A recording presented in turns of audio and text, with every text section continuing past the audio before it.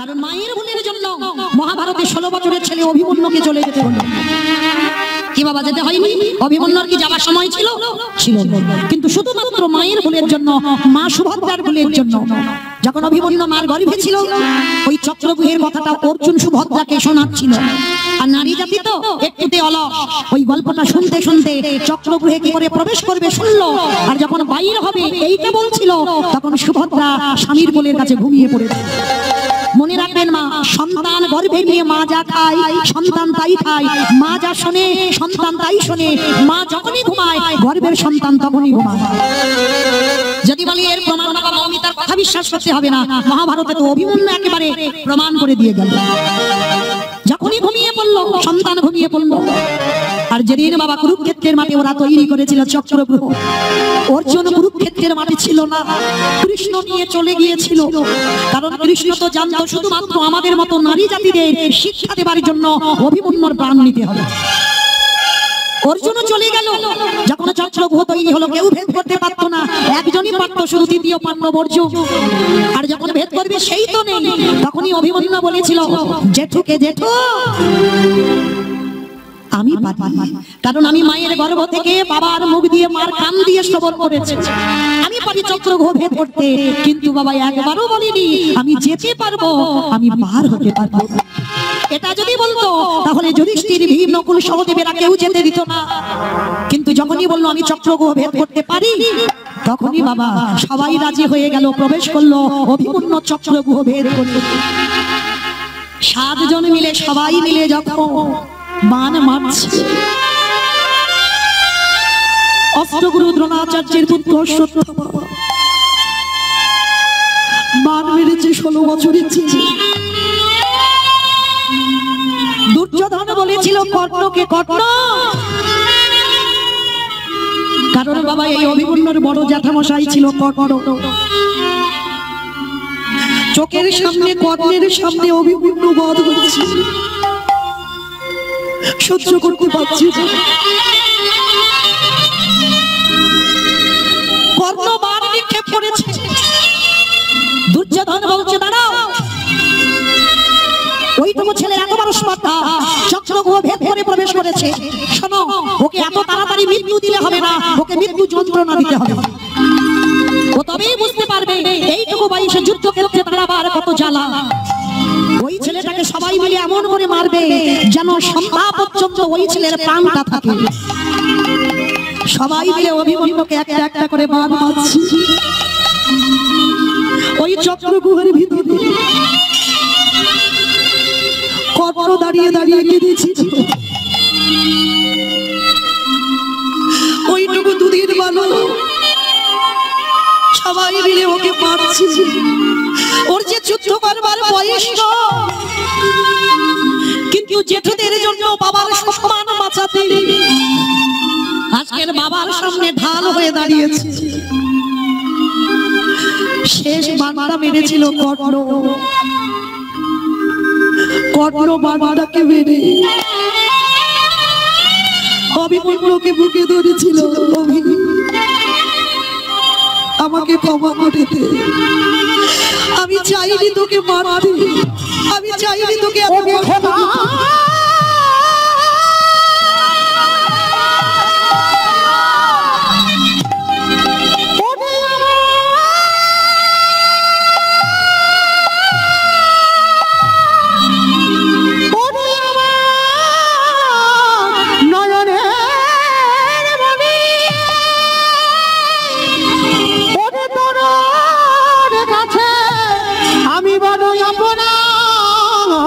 করেছি, যদি পারি আমায় ক্ষমা করে দে।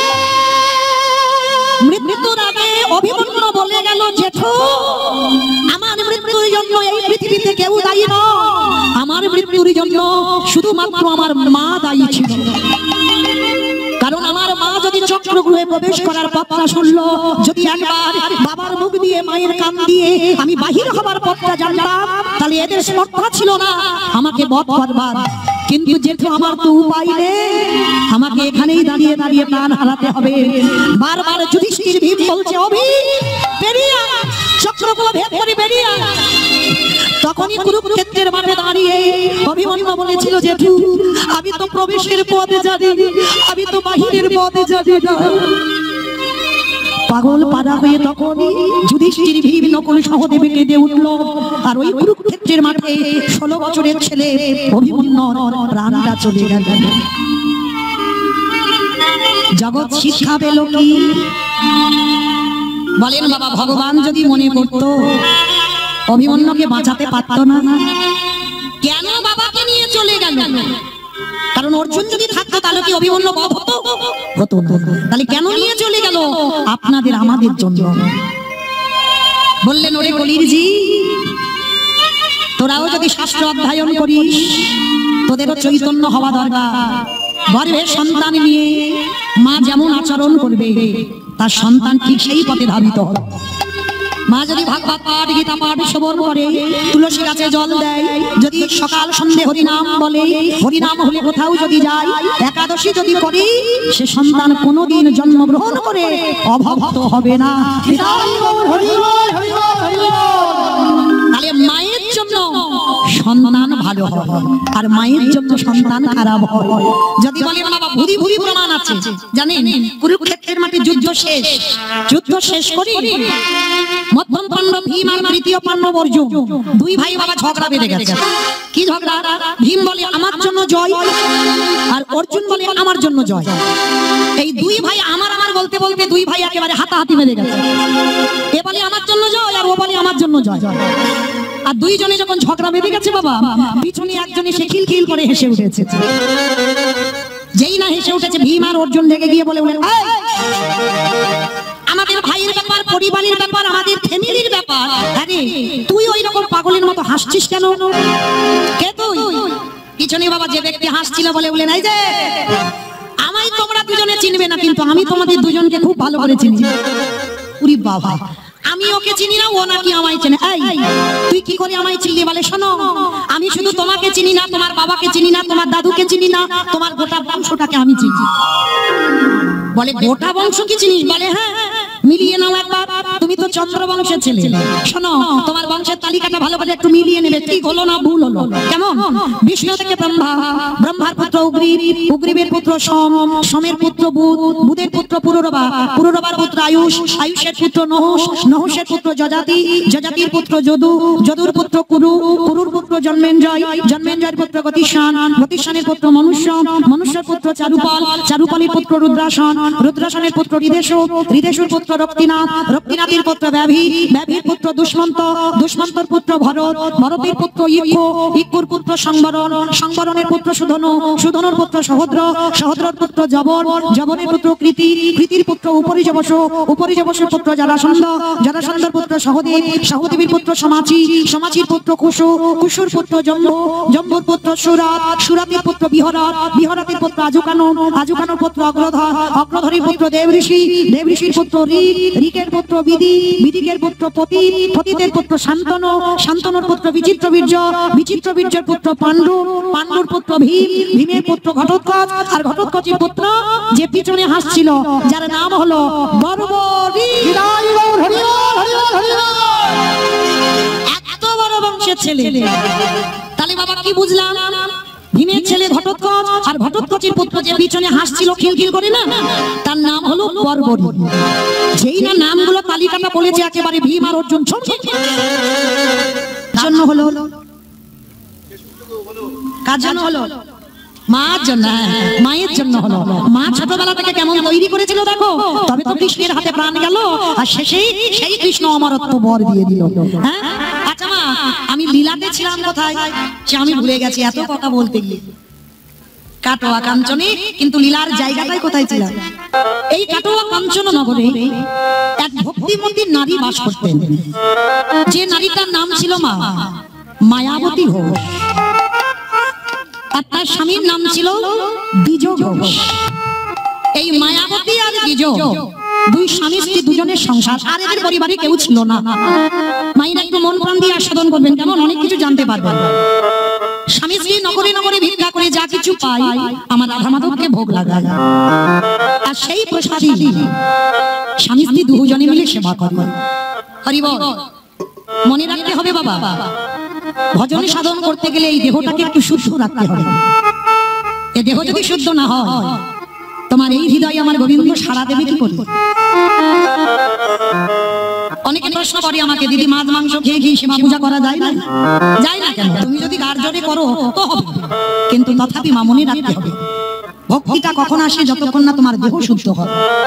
আর দেহ শুদ্ধ হলে তবেই তোমার ভজন সাধনটা সঠিক হবে। যারা যারা ভজন সাধন করেন, এখন তো বাবা জগতে অনেক গোপাল টোপাল সেবা হচ্ছে, অপরাধ নেবেন না, আমি কাউকে উদ্দেশ্য করে বলছি না। চেষ্টা করবেন, আমি বলছি না যে এক্ষুনি করে ফেলবো, কিন্তু না, চেষ্টা করবেন একটু দেহটা শুদ্ধ করতে। কারণ দেহ যদি শুদ্ধ না হয়, গুরু কৃপা যদি না পাও, যেমন নদীর ঘাটে একটা নৌকা না থাকলে এ ঘাট থেকে ও ঘাটে যাওয়া যায় না, ঠিক তদ্রূপ দেহ যতক্ষণ না শুদ্ধ হয়, এই দেহে কোনোদিন ভজন সাধনটা সঠিক হয় না। আমি তাই গৌর হরি বল, হরি বল। আজকের বাবা এই মায়াবতী আর দ্বিজ ঘোষ দুই স্বামী স্ত্রী দুজনে মিলে মাধুকরী করে যা পায়, বড় কাঙাল বড় গরিব, প্রভুকে নিবেদন করে সেই প্রসাদই পায়। তো আজকে স্বামী স্ত্রী দুজনে মিলে প্রসাদ পেয়ে বসে আছে। মায়াবতী স্বামীর চরণ দুটো ধরেছে, যা কোনোদিনই করেনি, আজকে প্রথম স্বামীর চরণ ধরে বলছে, স্বামী একটা কথা বলবো। কি কথা গো মায়া? ও স্বামী, আচ্ছা আজকের আমি আছি, আমার প্রভুর সেবা হচ্ছে, আমার যদি কোনো দুর্ঘটনা ঘটে যায়, তুমি থাকবে, আমার প্রভুর সেবা দেবে। কিন্তু জানো স্বামী, আমার মনে বড় ভয়, যেদিন আমরা দুজনে কেউ থাকবো না, সেদিন কি আমার প্রভু উপবাসে যাবে? এইটা আমার মনে বড্ড ভয় লাগছে। বলো না, আমাদের অবর্তমানে আমার প্রভুকে সেবা দেবে কে? যেই না কথাটা বলা, স্বামী তো বুঝতে পেরেছে। চুপ করো, খবরদার, যা বলার বলেছো মায়া, ভুল করে জীবনে কোনোদিন আমার ভগবানের কাছে কোনোদিন সন্তান চাইবে না। আচ্ছা স্বামী, আমি তোমাকে কি বললাম? আমার জন্য নয়, তোমার জন্য নয়, আমাদের অবর্তমানে আমার প্রভুকে কে সেবা দেবে? মনে রেখো মায়া, ভগবানের কাছে যদি কোনো ভক্ত কিছু চায়, কম করে যায় না, আর না চাইতে এত কিছু দেয়, এত কিছু দেয়, তুমি রাখবার জায়গা পাবে না। কিন্তু তোমাকে ডাকার মতো ডাকতে হবে। আর মায়া, তুমি ভগবানের কাছে চাইছো সন্তান, তুমি জানো জীবনে সন্তান কোনোদিন সুখ দিতে পারে না। ওরা শুধু দিতে জানে দুঃখ, জ্বালা, যন্ত্রণা, ব্যথা, বেদনা, কষ্ট, আর কিছু দিতে জানে না। তুমি জানো না কে বলেছে সন্তান শুধু দেয় জ্বালা, যন্ত্রণা, কষ্ট, অশান্তি?